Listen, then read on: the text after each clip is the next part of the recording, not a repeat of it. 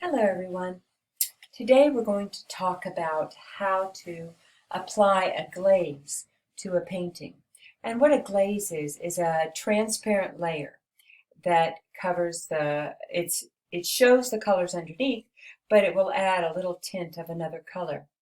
Kind of similar to when you stain wood, and you can still see the wood grain underneath.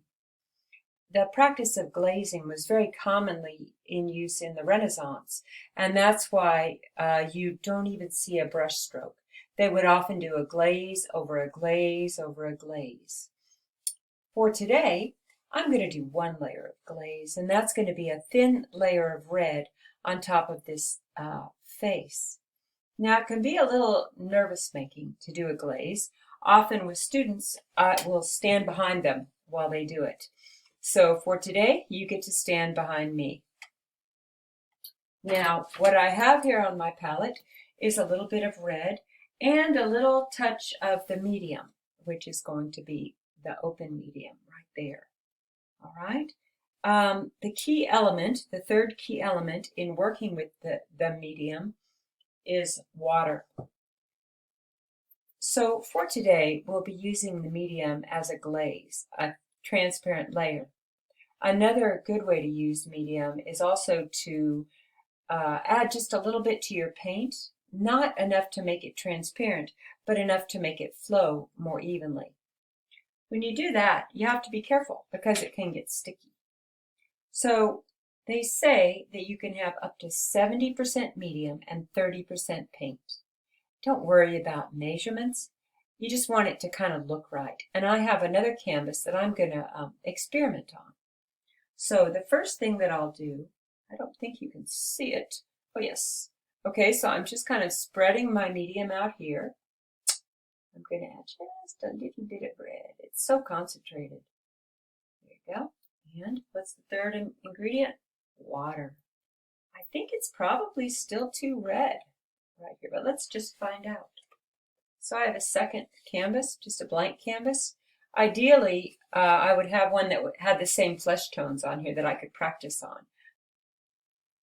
So what you do is you paint the medium, and the paint actually probably needs just a touch more red.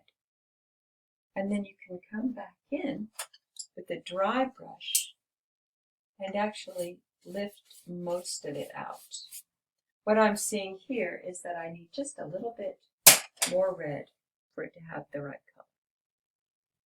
So put some more red in there. And now I'll test it one more time. Oh, that's good. Can you see that? Now that would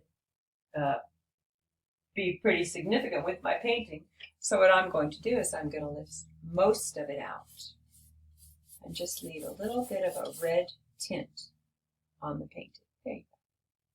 So this is the moment we've all been waiting for. I admit I'm a little nervous, and we'll just lay it in and see what we get.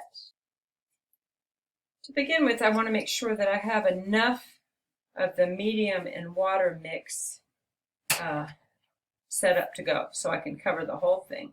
I think I'm going to make a little bit more. And always remember the water. The reason that you want to add the water is that it has a tendency to get a little sticky otherwise. Okay. I'm going to test it somewhere.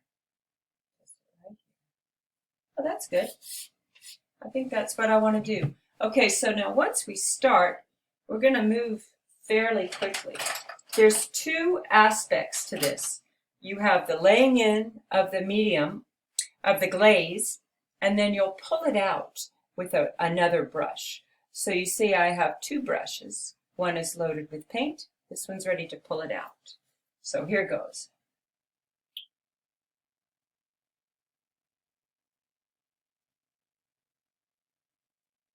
It's important to cover the whole face when you do this.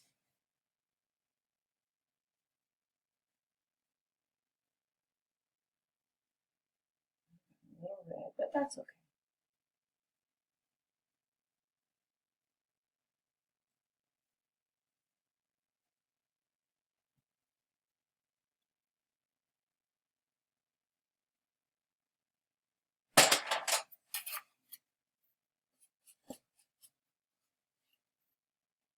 Okay, so I'm coming in. I'm going to clean my brush.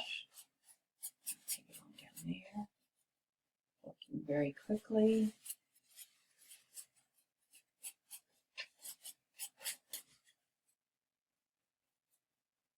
The only place that I'm avoiding on the face is the eyes because I want them to have a cooler look. I want them to stand apart.